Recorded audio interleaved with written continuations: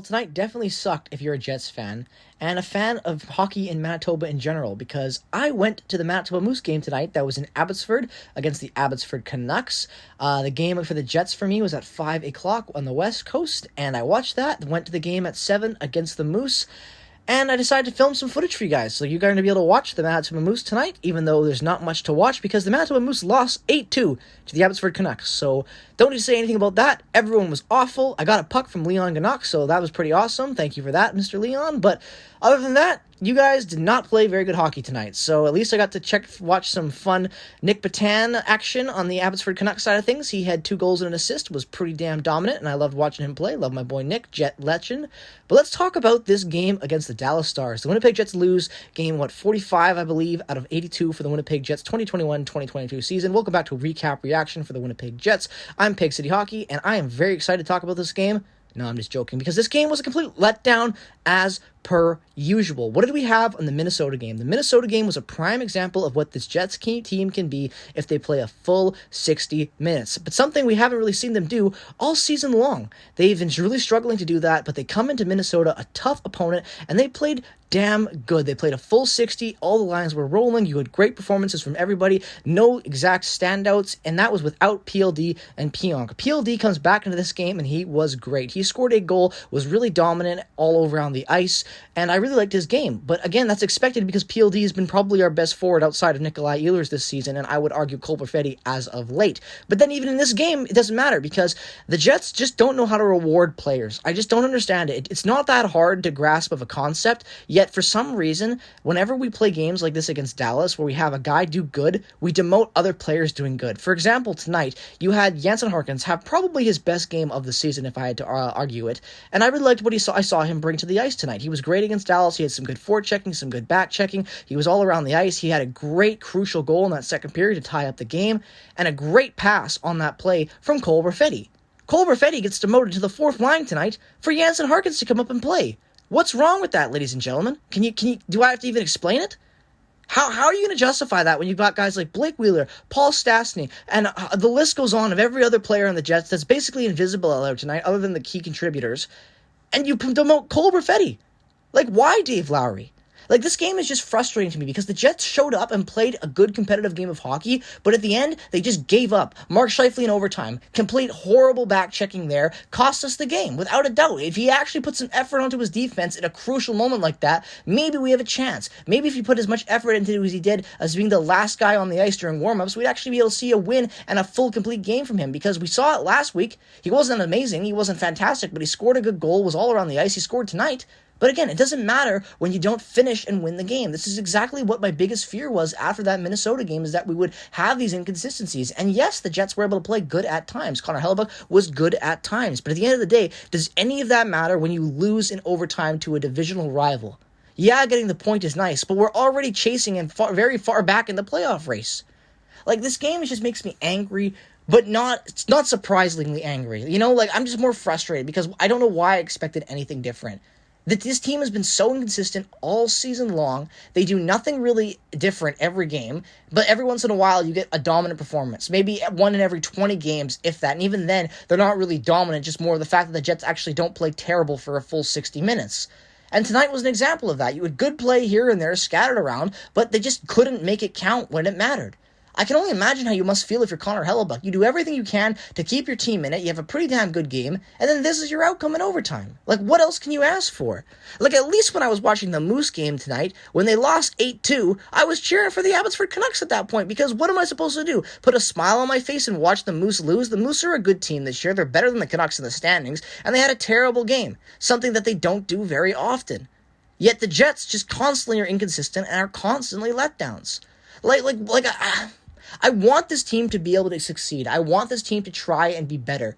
Yet, for some reason, we get a healthier lineup tonight, and we play worse hockey. How does that make any sense to anybody out there in this world? Because it just completely baffles me. I don't even know what to say anymore about this team. Every video, every damn game that I make, when I talk and break down the Jets, I say the same stuff because nothing changes night in and night out. You can't become a successful team and somehow fight and claw your way into a wild card spot when you don't do anything different and lose to divisional rivals. We go into St. Louis tomorrow. I believe it is a 4, 5, 6 o'clock game Central. I believe it's 4 or 5 o'clock out here on the West Coast. That's a crucial game. You beat St. Louis in that Eric Comrie game, a week and a half ago? That was a huge game, maybe 2 weeks ago because of the All-Star break. That was a huge game. Eric Comrie was amazing in that game, and then you lost immediately after that game. It didn't matter. You took all that momentum and you flushed it down the toilet.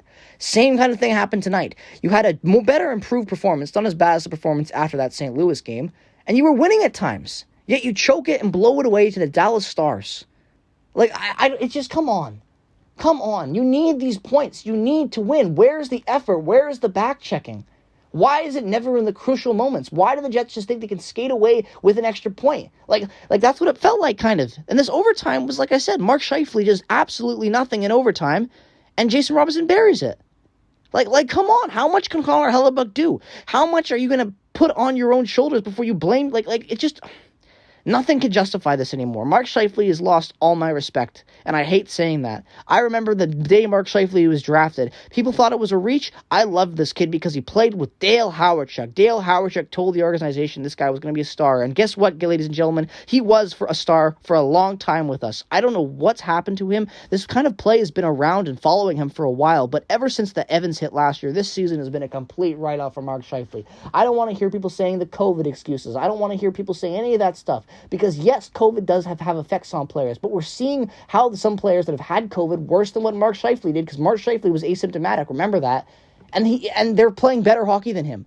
So I don't want to hear COVID. I don't want to hear any more excuses for Mark Scheifele. Mark Scheifele needs to own up and fix his game or get the hell out of town. It's that simple at this point. And I hate saying that, but that's the reality of the situation. Mark Scheifele has become a complete invisible guy out there. Just because he gets a couple goals here and there and makes a couple decent plays doesn't mean that he's exactly what this team needs to be or playing at his best. It's just kind of sad and pathetic that this is what it's gotten to. I don't know what will change in this. It's frustrating as all hell because I really thought for a second after that Minnesota game, wow, maybe we'll actually have a chance on taking away some points in this weekend. I know we got some tough games coming up, but maybe we'll have a shot. Just maybe. That's all I can ask for as a fan, is just a shot at having a fun, competitive team. That's all anyone can ask for. Even if we're not going to make the playoffs, at least be a little bit competitive and be an average, just about 500 team. Just about. Please just be that. But the Jets can't. I just don't know what to do anymore about this. There's nothing more I can say that will better explain this to you guys. There's nothing more that I can say as a fan, as someone who loves the game of hockey, to explain what's going on with the Jets, because I've run out of excuses, reasons, and anything to make sense in this world. Nothing fits this Jets team anymore. There's just so many questions. There's so many concerns. And the trade deadline is getting closer and closer, and I still don't see any legit rumors about the Jets actively shopping players.